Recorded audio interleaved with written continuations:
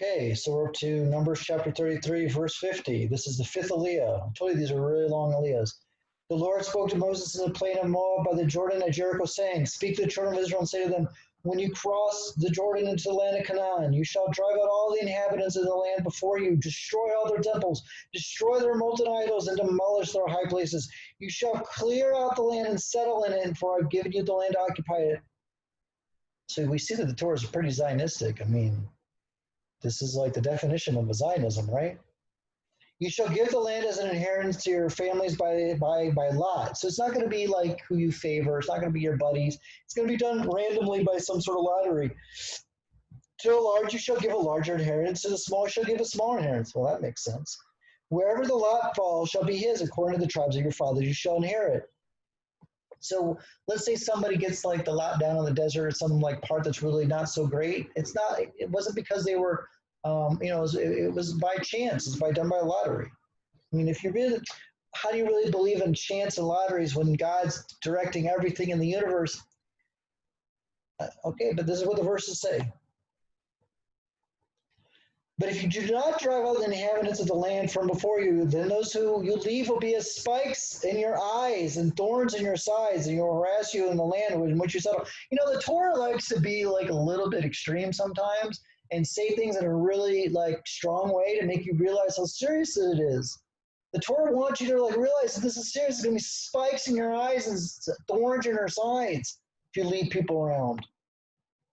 And it'll be that what I intended to do to them, I will do to you. So remember, like God was going to kick out those seven nations, those seven Canaanite nations, not because they did some sort of sin, like they did something against the land itself. So like he gave the land of Israel to us because he promised Abraham Avinu, right? There's this big promise, but also we had to do the right thing. We actually had to keep the mitzvah, and we had to actually get rid of all of them. We couldn't leave any of them behind. Okay, verse Aleph 34, verse 1.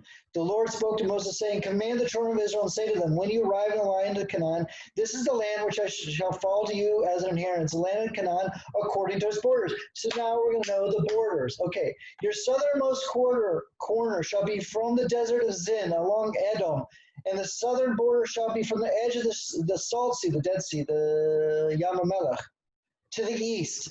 Then the border turns south of Malay Akrabim, the elevation of Akrabim, passing towards Zin and it ends shall be to the south the Kadesh Barnea, and it shall extend to Hazer Adar and continue towards Azmon. So whoever's reading this, they must have known these areas. These must have been well-known, accepted areas. These must have been well-known markers because like how else would you know, like how would if the people of Israel have never been in Israel, how would they know where these places were?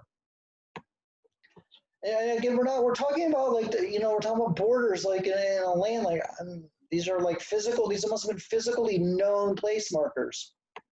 And some of them are geographic, they're rivers and they're the Dead Sea. Some of them are obviously obvious, but some of them aren't so obvious. The border then turns from Azmon to the stream of Egypt, okay, and it shall end to the sea, and its end shall be to the sea. The western border shall be the great Mediterranean Sea, and the border shall be your western border. Okay, so we get all the way to the Yam Suf. To the Yam HaTechon, the Mediterranean Sea.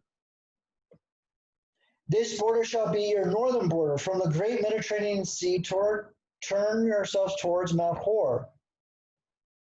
So that's somewhere up in the north. From Mount Hor turn towards the entrance of Hamath, and the ends of the border shall be towards Zeded, wherever that is. The border shall extend to Ziphron, and its end shall be Ezer Enan. This shall be your northern border. You shall turn yourselves towards the eastern border from Hazar Enan to Shepham. The borders descend from Shepham toward Riblah, towards the east of Ayin, and the border descends from and hits the eastern shore of the Lake Kinneret. So we all know where that is.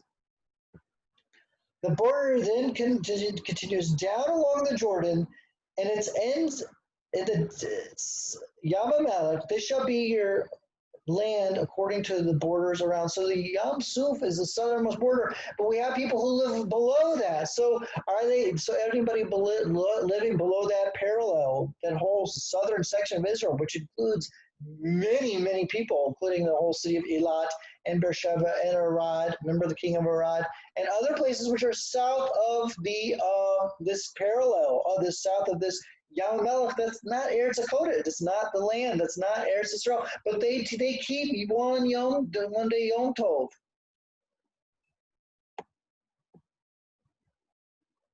Moses commanded the children of Israel, saying, "This is the land which you have apportioned in inheritance through lot, that the Lord had commanded to give you to 9.5 tribes." Because remember, the other tribes decided to not go. And also with the Levites, we're about to get to the Levites.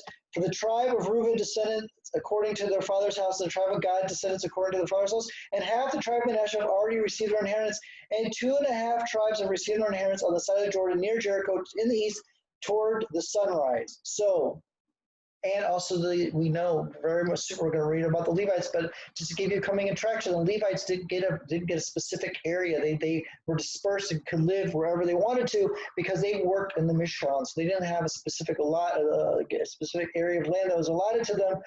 And we know about the 2.5 tribes that lived in the what would be kind of like where the Golan is, but also a little bit to Syria and northern Jordan area. That's the area of these 2.5 tribes. That ends the fifth aliyah.